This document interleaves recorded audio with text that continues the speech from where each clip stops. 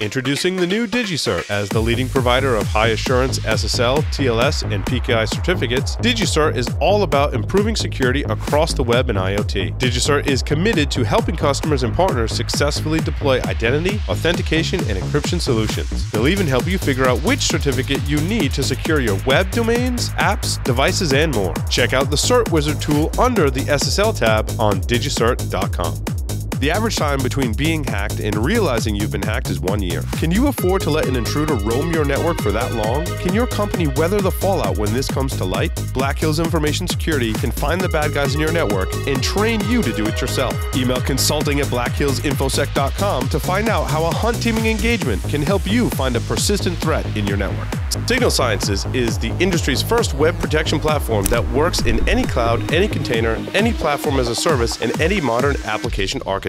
The Signal Sciences web protection platform can be deployed in next-generation WAF, RASP, or reverse proxy modes, giving customers ultimate flexibility and coverage. Protect your web applications with Signal Sciences web protection platform. Signal Sciences, protecting applications, connecting teams. For more information, check them out at signalsciences.com/PSW. Welcome back, everyone, to Paul's Security Weekly.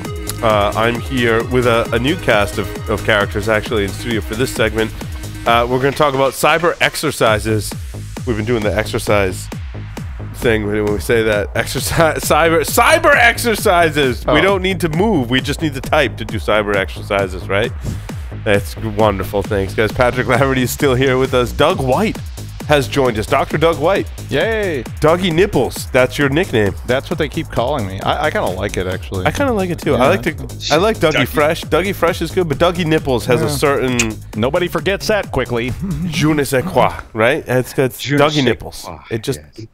That's what they put on my door down at the school now. So it's Dougie Nipples. Professor... It's right under Burn in Hell, Vinkman. So Professor Nipples. Calling Professor Nipples. Oh boy. So we are here with two gentlemen from the Massachusetts Army National Guard, G-6. Is that like G unit, like the studio? Is it G unit or like not? Flying a G6 jet? Oh, okay. No, I get it. No? G6 Communications. It's a signal department. Okay. Pretty much. It's the Communications Mission Command department section, if you will. See, we're G, you're G, we're G right we're now. G's. Almost the same thing. So yeah, not even close. Chris, Elgee, and Lee Ford are here with us. Welcome. Thanks for having us on. Yeah, I appreciate you having us. Your Chris, raise your Chris, and your Lee. Just we don't get confused as to who's who here today. So and Doug. And Doug. I'm in a shot. Dougie Nipples. Dougie Nipples. I'm in both shots. So let's start with a little bit of your background. So Chris, you've got you're a father of four. A husband of four would be different. That'd be a bit much for me. There's a word for that. But now live in Utah. Yes. But father of four, so you have like your own mini army going on over there. I've got three. Apparently, I got to catch up. You're a pen tester and part-time Army officer, but most importantly, you are a backup church bass player. Yes. Which, if you could make a career out of that, would be awesome. Yeah, that unfortunately is an unpaid gig like fathering. Yeah. But yeah, there's a legit like good bass player, the varsity guy. I'm the JV guy for when he's not there. I gotcha. Yeah. I gotcha. That's awesome. That's awesome. And Lee, let's see what it says about you. I kept it all business. I thought what he was going to send me, you know, the military is like, all right, well, give me this InfoSec information. I was like, okay, I'll give you exactly that. That right there is probably the chunk of InfoSec that I have right there. Yeah, you were a Cyber Yankee. What's that? So Cyber Yankee is actually the exercise that we've been working on. Okay. This actually past 2 days, and it's going to go in for the next week and a half, actually. And that's actually the National Guard Region 1 exercise that we're currently working on. Oh, so. See, Chris didn't tell me the name. I didn't know it was Cyber. Or you did and I forgot. Yeah. Did you say Cyber Yankee? I would have remembered that term. I don't remember. Maybe, yeah, you probably would have remembered that. And we actually brought gifts from Cyber Yankee as well. We made up some ridiculously large red team badges. That's awesome. Don't worry. You guys won't ever forget now. There we go. It's on the, thank you. It's on the badge. Oh, now we can, look at that insanity right it's there. awesome. And there's some kind of, is that like a RFID, NFC? We're just tracking you guys. You know, we just want to make sure we know. By accepting the badge, you are now in the Army, son. Yeah. It's in the EULA. You just signed up for it. Someone come grab me and take me to boot camp. Well, that should be fun. You might not be in the Army, but you're definitely in the surveillance program.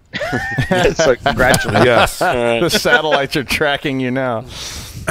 So tell us a little bit about the Cyber Yankee. Now, did you guys create it, or you run exercises on it? Like, what is it for those that don't know what a cyber exercise is? Yeah, so there are a bunch of cyber exercises across the country that the military does, and this is one just for our region. It's part of the idea is that everybody can drive there, right? Because there are some in Indiana or in Utah, but that's kind of a drag if you're in New England. So it's a good local exercise where we can train defenders. The focus of the exercise is training defenders like Lee here to blue teamers to respond to the attacks of the red teamers.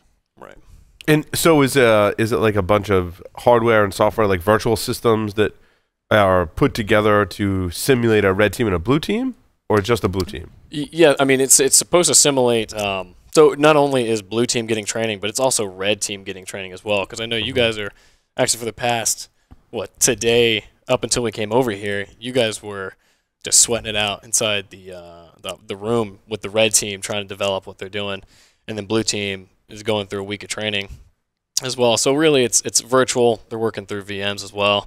But I mean, for the years before, we tried to, harness it ourselves and create our own actual infrastructure. And then now we're starting to outsource where we're like, okay, now these products actually exist. We don't have to use all this M-Day work and sweat, which we still do, and thank God for them as well. But it's definitely now where it's becoming a lot more streamlined. But it's definitely an exercise with both red and blue teams. They're both getting training on both sides of the ring. So I was there last year. I was on Cyber Yankee. You were. It doesn't surprise me. I didn't get invited back for some strange reason. Probably because you are a Cyber Yankee, but no, I was. It was cool. They have hardware. I was a white team or something. I don't remember. I was one of the civilian agitators or something like that. And, I've been on the white. Well, we've had the white. Well, it sounds similar to the CCDC competition. Yes. Yeah, it is. Your blue team, red team, white team, and then so the red team, do they bring their own stuff basically? And just kind of plug into the environment, or do you have an environment pre-built for the red team? Right. So actually, you could probably go on that because you guys are currently building the environment as well as going through the actual injects that you plan to throw at us. Right. So it's all story driven, and we've got Intel guys who made this whole thing about the Krasnovians and President Vladimir Tupin, not any relation to anyone in Russia. And then we're building all the red team injects to do that. So we've got just virtual attack boxes in the range. So it's all BYOD. We bring our laptops, open up a web browser, go in, connect to whatever machine we need to get on, and create the effects for the blue team training. So what is it? So Lee, you're on the blue team, and Chris, you're on the red team. And so what does the blue team have to defend? Put it in context for us. Everything. So what we have is. So a lot more is focusing on the ICS and SCADA systems, but really a lot of the network and topology and whatnot is more so like a enterprise. And so you have the DMZ. They give you SCADA systems and Active Directory and said good luck. Yeah. So that's where it's we're like, we know we're gonna get black eyes, we're gonna get bruises. It's just making sure we brought the Neosporin. So we're gonna be ready for it. But yeah, they pretty much they bring out the network topology with the enterprise, and they're like, all right, let's connect this SCADA system to it. And now that you guys are trying to get familiar with these protocols and the way that we're attacking it this way, let's add in SCADA. Can you take this wild card? I don't know. We're already sitting down there. And I mean, it's a great exercise for us to have because, I mean, that's how you learn. You learn a lot from just really from the failure. Failure is just the feedback piece. Well, it's funny. We joked about drill sergeants, yelling in your face, and obviously there's reasons for that to prepare you for stuff. It's the same thing in the cyber exercises, except likely someone's not. Well, I wouldn't discount that. And there's usually not crying. Well, no, there's sometimes that. Yeah. But it is very much that. It's a different story when you have to troubleshoot something, and nobody's asking you when it's going to be fixed, right? And no one's complaining. It's so it's in your own lab. It's a totally different thing when you get into the real world in your first job and you unplug the wrong cable from the token ring switches, and you realize that token ring is an actual token that goes around in a ring, and when it's unplugged, the whole network goes down, and then you have to fix it. And when you're in that pressure situation, you have to be able to make decisions. You have to be able to troubleshoot. and you can't just stop and cry, even though sometimes you want to. But that's the purpose. One of the goals for Lee and the blue team is to put you in that situation so you can experience that, like, we're hacked without really being hacked, but still simulate that same environment. And unlike like CTFs, I've written several X's for police, and even some guard stuff for Rhode Island back when. Sometimes there is no winning scenario. Yeah, I mean, there because the guard and the police people have to deal with sometimes unwinnable situations where it's just the world is ending. Deal with it. You know, it's not about I can take over this box and I can accomplish the objective. It's more about, like, what do you do when the dam breaks and all the mainframes are down, and what was your response to this, rather than how do you fix it? It's more about what are we going to do to keep things under control. And injects are like critical to that. Yeah, right. And so when I was doing CCDC, their injects were awesome because they'd be like, all right, we're taking all the team leaders and we're bringing them off site, or guess what? You just lost communications. Or they'd go in and like take all the keyboards or something, like just like random stuff. And you don't always have to develop stuff either, because I wrote one once where it was like, you know, you need to solve this crypto problem, which was not that complicated, but I had an inject, and so when they started solving the crypto problem, it was like, oh no, it was a worm, you know. And it's like I didn't have to write the worm or actually take over the system. It was just like a piece of paper that said, oh no, it's a worm, you're screwed. Yeah. And then it was like, what do you do now? And so your whole operation, all your comms just went down. And that was because those were police people that were trying to learn, what do we do when this really happens, instead of I'm trying to win a contest. It's like, I'm just trying to survive here. So yeah. And that's the winning. Really, the winning comes from the learning. And that's the thing, is it's not to win. You know, we all get focused on, all right, well, we have to defend and make sure we lock everything down. And I know last year for the exercise, we kind of got in that mindset of, we're going to stop them from getting in. Well, that's easy to do. We just blocked everybody in the firewall. And then at that point, we had the range coming in. They started throwing in simulations where they brought me in front of a general and was like, you need to unblock this right now. Or else, or else you're losing your rank, you're losing everything, your family, dishonor, and everything. I'm like, all right, I don't know what happened. Did anybody see that on the change logs? And we found out that one guy was like, no, they're not going to win. And they just blocked it. They didn't go through a change log, none of the process. And then eventually, I think it was like day 3 or something like that, when you already been sweating around, like, how come we're not seeing more traffic, you know? Then finally, he unblocked it, and we actually DOSed another blue team, because like you have Larry, you have all this traffic going through, and they were sitting there thinking, like, why is blue team 1 attacking us? We're like, we're sorry. We tried to block everything, and instead we just wanted to hose everybody else. Yeah, I played an assert one time, and I figured up the points. They actually had a pointing system on that one, and the night before, I figured up the points, and I realized that I would lose fewer points by being taken offline than I would by letting them attack me, and I figured they were going to take me out because they just push all these buttons and hose me down. So I just air-gapped everything. I physically reached around and plugged all my ports out, and I was like, I'm going to fix all this stuff while they're running theirs. And of course, then they injected me and went like, oh, no, you can't do that. The rack is locked. And I was like, I have a crowbar. I have a wrecking bar. And he was like, yeah, you can't do that either. So I have my lockpick set. Exactly. We'll never get to my files. The files are in the computer. We've also done it, excuse me, on the red team as well. Whereas if the red team are too obvious about their attacks, they would get arrested. And they actually had law enforcement there to simulate the actual arrest, which I thought was pretty cool. Do you guys do that or no? No, it's more of an administrative thing where you know, you guys actually, and this is a little spoiler alert. You totally should do that though. And Chris is like, no, please no. I don't think it'll look good in handcuffs. Have some MPs just come in and smack them with the butt of the rifle and be like, taser. Oh yeah, taser. Taser. It's electronic. Cool. It's got electricity going through. I think that's better. Yeah. I don't think those are legal in Massachusetts. Tasers? Tasers? Yeah. I don't know. There's a lot of things. It's a military exercise. Make them sign a release. That's right. Yeah. They can give people LSD and test their response. It's like, you know, yeah, you might be tasered during this exercise. People would sign up for that. The release was signing up for the Army. Well, that's for you. I'm talking. You got to get the civilians in there. You know, you bring the civilians in and go, yeah, you might be tasered today. Who wants to try tear gas? Anybody? Yeah, why not? What's that other gas? What's the gas that makes you puke? The other one. There's a puke gas too. Oh, It's really bad. They make I haven't done that one. I didn't do it. My brother did it. They made him go in the trailer. Yeah, you go in that tent or something. You go in a trailer and sit there, and they release it, and everybody starts yakking, and then everybody runs outside, and they have video of everybody like on their hands and knees crying and puking, and yeah, it's like, well, I guess that was good. Best home family videos. Okay, how about you have to blue team while you're being gassed, so it's like a good experiment. So make them wear gas masks and release puke gas into the atmosphere. And like you have to get into the defend. Not my team. Yeah. You can do the other teams. How do you puke out of a keyboard though? You just switch it out. So are there physical attacks, not like on people, but physical attacks on the systems in play? Like so we don't want to give too much away to Lee because he's going to defend. Yeah, the right? exercise is coming up in next week. Actually, is when the exercise is going to take place. Right now, we're going through training phases. Yeah, and then next week will actually be when red teams behind the closed doors and not like sitting with us. So in exercises in the past, I won't name names, but certain people may or may not have, after hours when the exercise was shut down for the day and we were going to come back the next day, may have broken into the blue team area and implanted things.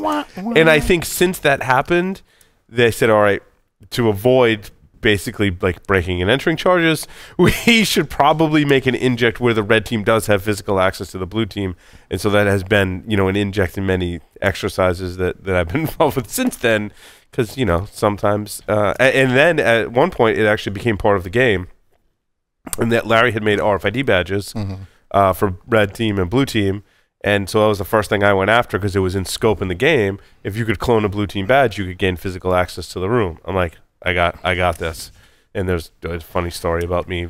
Basically, the whole attack hinged on the fact that I read Larry's bash history on the system where he had the writer, because there was only one writer because they're expensive. So it was a community writer, and I read his bash history, and that's how I figured it out. It was a totally unscientific hack. I wrote one that had a whole bunch of physical components to it because it's for the police, and they were trying to not only just test their gear. They have a van and all these things. They wanted to test response times. So we actually went and broke in a police barracks, and I mean, they knew we were doing it, but I mean, we went and broke in the night before and left evidence there, and they actually had to physically travel there, find the evidence, which was like stashed, and then recover it, and then start analyzing, and then find another location. They gave me a firehouse. It was pretty cool. And we got to take over the firehouse, and then their objectives were like they had to actually get a Wait, photo. Did you go in the actual evidence locker? No. Oh. Right. The simulation. No, it was a simulation. We had like a few pounds of heroin that we took. That was a good year. Stacks of hundreds. They had to track it down, and then they actually had to monitor like our streams. They were using all kinds of gadgets to gather data. They were air sniffing us, and the objective was they had to get a headshot of me with a camera that they could get facial recognition on with another group. And until they could do that, they couldn't get a warrant. But when they did that, they got a warrant, and they could come in and arrest all of us. And so that was sort of the end. That was the end. You just wore a Guy Fawkes mask for them? No, we did. I bought a whole box that we didn't tell them that, and we were throwing them curveballs. And what we did was they thought I was going to walk out in front and go, and instead, I had everybody there had Guy Fawkes masks, and what would happen was every little bit somebody would walk outside and raise a mask and light a cigarette. And the smoke, between the smoke and the fact that there was a mask and people weren't standing nice and square to the camera, they learned a lot about how to use their surveillance equipment, because that was sort of part of the exercise. And they had a great deal of difficulty getting that facial recognition to hit on me. And I was in the system. They finally got it, but it was like we learned a whole lot of things like from 3 that. packs of cigarettes later. Fortunately, actually, I was surprised at how many of the people that were participating smoked. I don't smoke, but I was just like light a cigarette and go out there and stand with it. It was sort of the the excuse. It was a cigarette, right? Something that burned. Something that burned, yes. Then we tried it with bongs. We just cigars. So does the red team actually have rules in the scope as to how far they can go, and might you go beyond that scope? Yeah, I mean, we certainly do have, there's rules of engagement that we have to deal with. In this particular range, there's a control plane that's on a 10 whatever network that we're not allowed to use at all, and then the in-game scope. So yeah, there are definitely left and right limits. When it comes to the physical things, like I love the police thing with the evidence and the cameras. We're the military, so our piece of that is going to be, we're actually building now some laptops and thumb drives to put out on out in a training site, Cool. and the special forces guys are going to fast rope in and Awesome. grab them and then bring them to the blue team. Sorry, spoiler. Bring them to the blue teams to do forensics on. So that's it's all about bringing. We're trying to make it more combined. And I've done them where we had evidence that you could see through a window. You know, cool. It was just surveillance. So if you actually took time and looked through a spotter scope or through binoculars, you could see, you know, like passwords or something written on a card that was inside of a window. And when the red team people found that, they were able to you know, go, okay, now we can get in. And it was this you know, very obvious thing that we were trying to, you know, see if they would discover that. So we're trying to teach them to surveil and do those things. But we also had a blue team exercise once where they had the same problem. Did they have to enhance it all when they were looking through the image? No, they were using binoculars. Actually, there wasn't any of that TV stuff where it's like zoom in on square 35, and then they just keep zooming in, and it keeps getting sharper and sharper till you can go. It's a diamond, I think. Yeah, No, it was just using Mark 1 eyeball kind of stuff. And although I had that in a real pen test once, that I actually saw the network passwords through the window. So, awesome. Yeah, which was pretty cool. I envision it like Blade Runner, where you tell it to verbally, you know, voice commands to zoom in on a specific area. Exactly. Yeah. I should have brought my Voight Conf machine. Flying car. Yeah, well, that would be even cooler. But the Voight Conf machine is pretty cool. All the legal stuff you'd have to go through. A tortoise is lying on its back. Yeah. So is this cyber exercise is for just the Army's usage, or is it? Do you like rent it out to others, or like what's the? It's actually joint forces, and so we have not only, you know, just Army, we have Army National Guard, and we have Air Force National Guard as well, and we have units from DC coming out our way. So it's not just Region 1, you know, Maine, New Hampshire, Vermont. You guys actually share with the Air Force? Island, really? Yeah, we decided. I mean, I don't know if our facilities are nice enough for them. They don't stand the barracks. We do not stand the barracks. Right. You know, I they was get just extra waiting pay for the because they're just comment. like, oh, that's not nice enough. The chair's not Is comfy there enough. dust in here? No. But no, it's great to, like, because they have a lot of information as well, and it's good to hear, like, their perspective and the way that they operate and the way we operate, and to really kind of have that amalgam, if you will, like that mesh of operating, you know, to kind of have all those different ideas to come together. And also we have industry partners. Yeah, industry partners that that come in. Like Doug. Yeah, no, Right, I was there. I was there last year. There was a whole bunch of civilians there that were doing that, and I've done. I did the Navy one, so we did a Navy war game not too long ago. That was pretty cool. It was more. Now, I know it was more. You didn't invite the inject-driven. Navy to your exercise. Is that also on purpose? Never mind. They were out on the coast. It's the summer. They're enjoying the beaches. They're like, do we have to be in the shaded, hot environment? There's too many computers on right now. We're getting a tan. Well, instead of the blue screen. We had a national level exercise that was all 50 states. This was really cool. It was all 50 states. It was the Guard units. It was the EMA units in the states, and the police. And so it was really cool because it was almost all inject driven, but it was being run out of the National Security Council in Washington, and we were running. I was running ops. And the second day of I was doing like site operations commander. And the second day I came in, they said Ken Bell's dead, and I was like, what? And he was like, oh no, exercise. And I was like, oh, okay.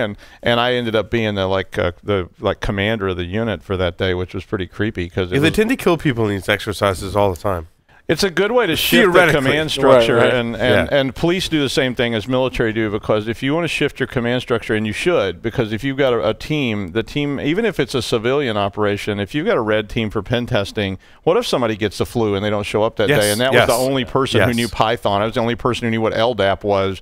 And with the police entities, same thing. If somebody gets just sick, they don't show up that day, they're on vacation. You got to kill the Brent really early on in the exercise, and Phoenix Project reference. But what we've learned so far is that when you run these exercises, any of these cyber exercises, we're kind of hitting on, I think, a lot of the good injects to have, right? Like people have to die. Gotta kill somebody. Things have to be taken away. Physical access should be in scope, or at least part of the game, to really kind of curb that curiosity between teams would be, my recommendation as well. But scope's really important because people and scope is important. People yes. will go off the reservation. Like I saw at an exercise, somebody started doing. They were just making up their own injects, and they were saying we're hacking back. We just took them out, so this problem is resolved. And it was like, no, you can't do that. But so it's good to define that very clear scope, especially about physical stuff, because you really don't want people breaking things and causing massive problems. Yeah, because like my favorite thing, if they're not clear about whether the scoring engine is in scope or not, is I just always hack the scoring engine and then put my red team on the top, because that's just... Isn't that the objective? Yeah. Yeah. And sometimes it's in scope, sometimes not.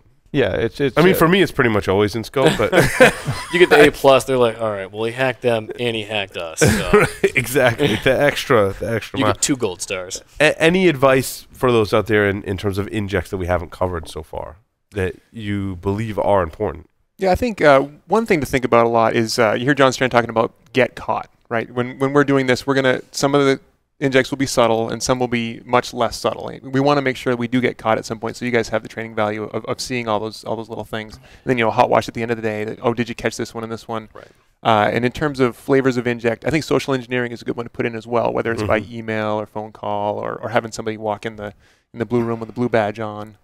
Yeah.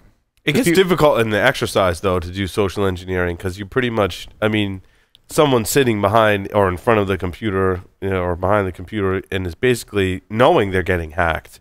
And you as the attacker are attacking a system where someone's sitting in front of it going, I know that you're hacking me today. Like, today is the day where there's an incident. So social engineering can be kind of difficult. These are so big, though, that you can. Because there's so many people there. Like when I didn't know hardly any of the people that were at the Cyber Yankee I went to. I knew a few people, but and because they had all these strangers there too. Those guys didn't know who I was. I think you could do if you have a big enough exercise, and that was so spread out. There was lots of rooms and there was lots of places, so it was on a base, right? It was. Yeah, we actually had there was a guy. I think last year it was. They pretended to be, I think, was it White Cell or Help Desk or something like that. And the thing is, you're supposed to check people at the doors. Like, all right, do you have access to this? You guys are on the white list. You guys are on the black list. And we had one guy come in, and I think. He put a CD inside of one of the computers. Nobody knew about it. They're just like, oh, okay, it's lunch shift time. So half of the room was like, they're all shifting out, moving to go grab chow, and then no one monitored the doors or I guess gave that up to somebody. And they just walked in and was like, oh, okay. Yeah, and you kind of emulate it with that. Yeah. So just or that at little. least the keyboard just a little bit to where it looks like it's in, but it's not in. Oh yeah. Or the Ethernet cable. Yeah. And you can just simulate stuff too, like going in there in lunch and slapping a fake sniffer on there, or even a real one, just like a keyboard keystroke grabber, and put it on there. And then when they come back, you can do an inject that says, you do realize that all your credentials just got compromised, and sorry. Wireless is, of course, fun to play with as well in the exercises as well. Yeah. You have to make sure, though, that because of the nature of wireless, that whatever facility you're at is on board, right? And because sometimes... the attacks leak over into the facility, and so that's a valid concern. Damage, huh? Yeah, exactly. Yeah. They suffer from collateral damage, and IT departments get really mad. It's more like Comcast, the Army, and everyone and their mother starts to come down like, did you do this? We're like, how do I defer liability? Did someone sign this? I'm working for somebody that I can point this at. Right. We try to do our best to where we're not. That's why we keep it within the VMware and whatnot to make sure that it's not blasting outside of it, But we just did a scope document, so we did do a bunch of wireless and police exercise, and it was one of the whole points of it was to test some of their equipment. And what we did was we just scoped it, and it said, you may not scope, surveil, because they didn't want to get in trouble either, because there were actually civilian homes and things around. And we said any network that does, I had some code that I put on the front of every SSID that said, these are the only networks you should surveil because you don't want to get in trouble with this.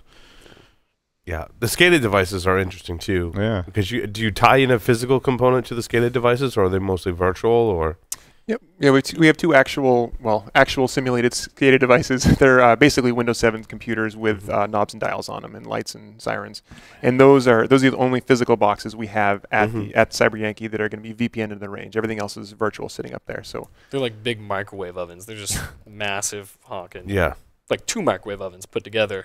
Green and metal. Then with the big screen on it, knobs.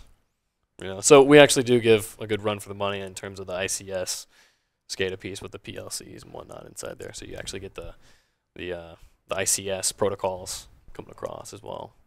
So it's a good experience overall. it's fun to see something put something in play that has a physical effect, like even a light or something that the red team can see or the blue team can see. That's pretty cool. I didn't do this one, but I had a good idea. They make these mixing boards. And the mixing boards, like they're just like regular old mixing boards, right? They got faders and all these knobs and lights and things on them. And my idea was, because you can actually get controls for these things now, so you can actually get our board has that, so I was like, wouldn't it be cool in one of these exercises if the board was sitting up there in front of the room and nobody really knows what it is, and it's just got a sign that says SCADA, Dude, Johnny and then you see the knobs start moving. Johnny Blaze like fell off his chair almost when I put it on my phone, and I was like moving the slider on my phone, the slider on the mixer. He's like, no way. It's like, that is so cool. Do that again. And I thought if you attach that to like a siren or something, it would be really cool during an exercise. Everybody's sitting, well, what is that thing? And it's like, well, you got to protect it. You know, you don't know. And you don't know anything about it, so it's like a unique gadget that you don't really know much about, which is exactly my experience with SCADA was, it was exactly what it was. You walk in, there's this giant wall of stuff, and you have no idea how it works or how it was built or how anything, and it starts moving, and you're like, oh, we got to fix this. You know, how do we stop this attack? And I was like one of my things I had thought up that I thought I should build for an exercise that I thought would be cool. I think that'd be awesome. And if you build it, you know, let us know, because then we can have that over. Okay. As well. And these SCADA devices may have sirens. Yeah, or strobe lights. You could do DMX board and do lights that come on and off. That would be cool. The commander's going to say, just shut it off. Just unplug it. The town's going to flood. That noise. Well, you should have different instruments on each thing, and when you get them all to go up, it plays. I think that's strobe what was lights, the song in the end of that sci-fi series with Edward James almost? Battlestar Galactica. Yeah, Battlestar. What was the song in the battle? Was it a Led Zeppelin song or something? Did you hum it? Huh? Can you hum when it? they all realize they're Cylons. But there was the thing that they decoded, right? That was part of, it's been a while since I've seen the the show. I don't something remember about the the Joker and the smoker and the midnight smoker. Yeah. It's Steve Miller. It's not a Led Zeppelin It was. song, Yeah. Now, what was it in the end of Battlestar Galactica, Joff? Someone's yelling. Whoever's listening to this, knows the answer. that's like Steve. What's his name? That's not Led Zeppelin. Steve Miller. Steve Miller. That was Steve Miller was who that was, yeah. Not the one in the end of Battlestar Galactica. No, I know, but the one you were singing was Steve Miller. Yeah. But anyway. Off the rails. What were we talking about? Oh, yeah. Cyber exercises. About like cyber ranges and things. Oh, yeah, that stuff. You know. But yeah, no, it's good. Or Led Zeppelin. Questions? Oh, both. We can do both. Yeah. Actually blast that music and do the red versus blue. And that works. Questions about not Led Zeppelin? Maybe. Yeah, not Led Zeppelin. Joff? Look, yeah, I have one, and that is, I probably shouldn't ask this. Now go for it. Oh, it's too late. Now the suspense. It's floating in the clouds. The suspense. The cloud infrastructure. So, why are we militarizing cyberspace? Because they need help too. No, it's an important question, right? Because we have a civilian-run military, and that's a very important thing to us, right? That distinguishes us from other countries. And the president, the SecDef, they're in charge of the military, and we're separate from the civilian world for lots of good reasons. There are starting to be new laws put into place where the National Guard specifically, may be given more authority to help certain utilities out or critical infrastructure, but we need to be aware of what those lines are, what the limitations are, and that's why part of this exercise includes those industry partners like Doug that would be sitting on the network. And so when Red's firing at Blue from whatever this made-up IP is, Blue can say, hey, I need to block this. They need Doug's permission to do that because it's his network, right? Yeah. Like we're not coming in and taking over. We're coming in to help if we're invited in the door. It was Bob Dylan's All Along the Watchtower, by the way. Yeah, I couldn't remember it. I apologize. I should know. Okay, that's a fair answer. I would ask you, though, in the event of a severe attack scenario, could you not, well, you probably do have the ability, or could you not, call the appropriate ISPs for the international peers and just say shut them down.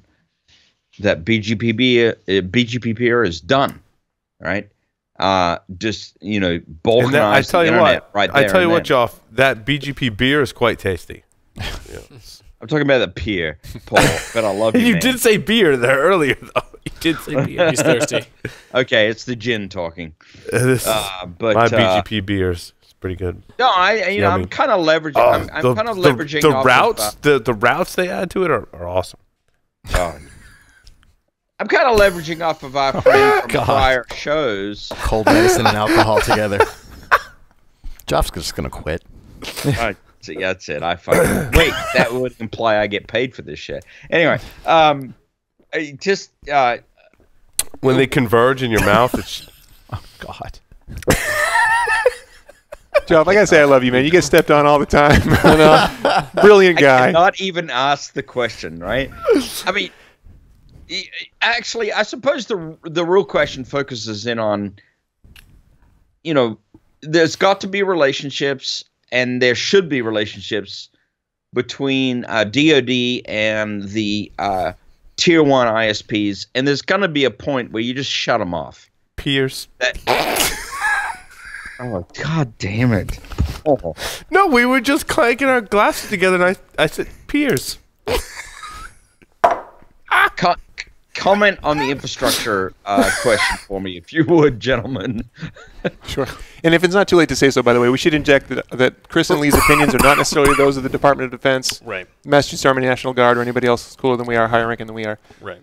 But yeah, as far as infrastructure goes, I don't know. I mean, do you have a feeling on how we, the military, should interface with the Comcast? So I know that at least when I was doing the project officer piece for the Cyber Battalion, is that it really does come down to a lot of relationship building. It requires that, because the thing is, the cyberspace, as you guys know, obviously it's moving so fast, and the knowledge it's just too vast as well, that we have to utilize the knowledge from everyone, really. So it's not that that's a reason why this exercise incorporates mission partners and civilians and really multiple entities, joint forces, and whatnot, and why it's so vast is because the cyberspace and cyber domain, it touches everything.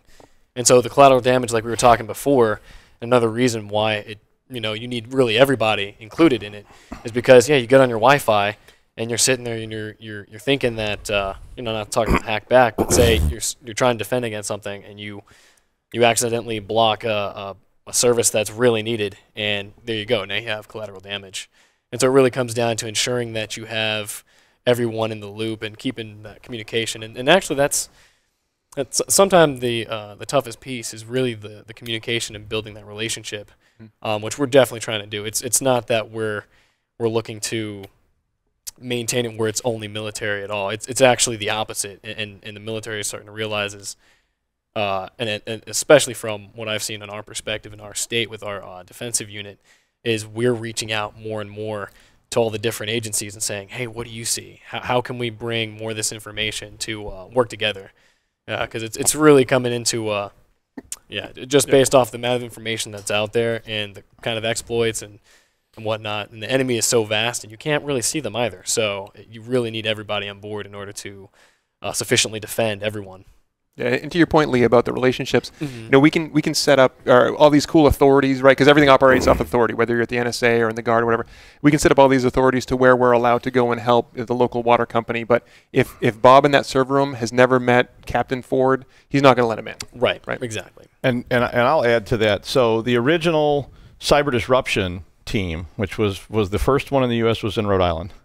And Ken Bell and I wrote all the documents for that, and it was the very idea that you just expressed, which was how do you know Paul? You've talked about this before, right? And that expanded into what today is called the Joint Cyber Task Force. But the idea that went into FEMA and all the EMAs, and the idea was to bring all those parties together in times of disaster. So they actually stood up a communications desk at EMA, so that there was a person from the cyber side of this who was in Rhode Island, happened to be from the state police, but there were civilians involved in that too. And that whole document then expanded to include secondary people in the state that were civilians, because there were things the Guard couldn't do.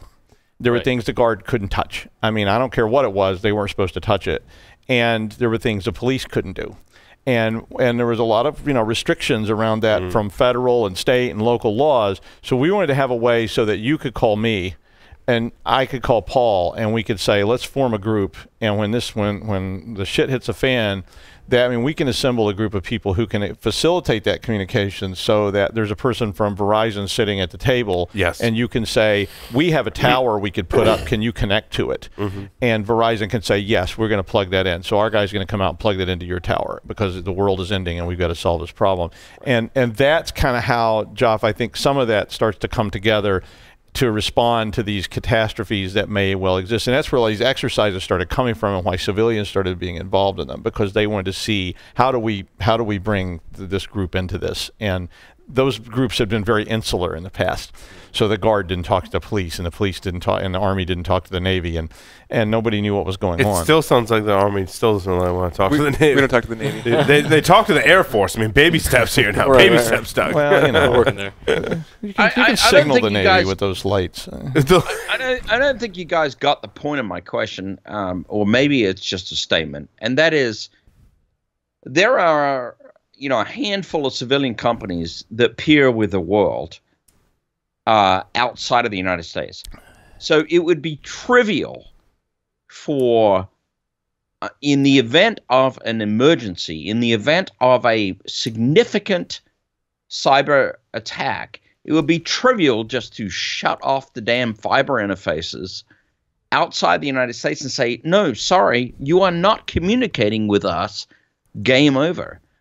And so, you know, I'm taking yeah, but I don't know how trivial that really is, Joff, with all the redundancy and it's work not for an it is ISP. trivial. They basically designed it for people like they knew I was going to be in the data center, and so they designed it so when I trip over a cable, it doesn't take out access.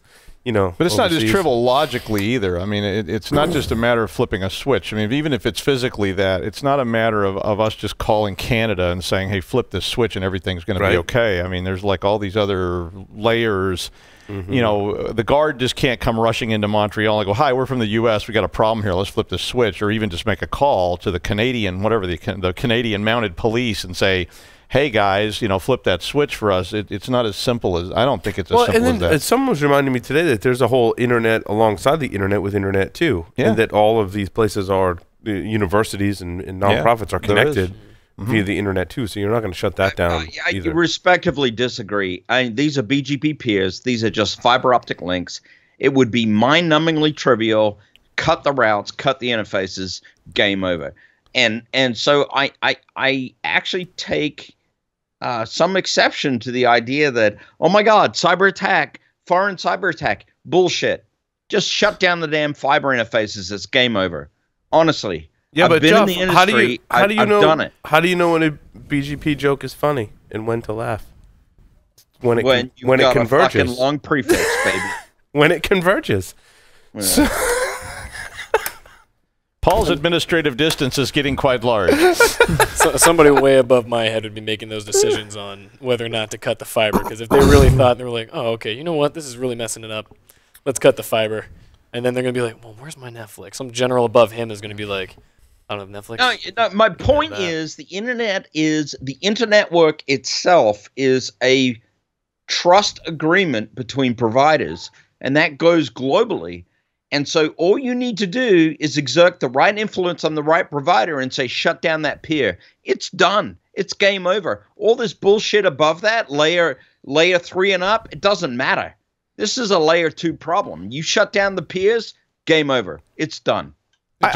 I agree with you on the layer 2 and below stuff, Joff. I do. I agree with you that shutting down those BGP peers, I agree. And Paul's got the administrative distance in his mouth to prove it. But to me, the problem is way above layer 7. It's getting those agreements in place so that somebody can make that call, so that you don't have to say there's a cyber attack affecting the state of Montana.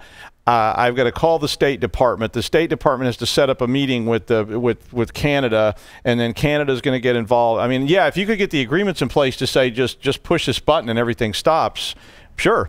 But I think getting that agreement's going to be the really challenging part. I mean, just trying to get 2 states to agree on something is a challenge. The red tape. It's really the relationship that you got. I mean, a lot of it's like preparing the relationship, and then that's like preparing the battlefield and preparing for the cyber battle.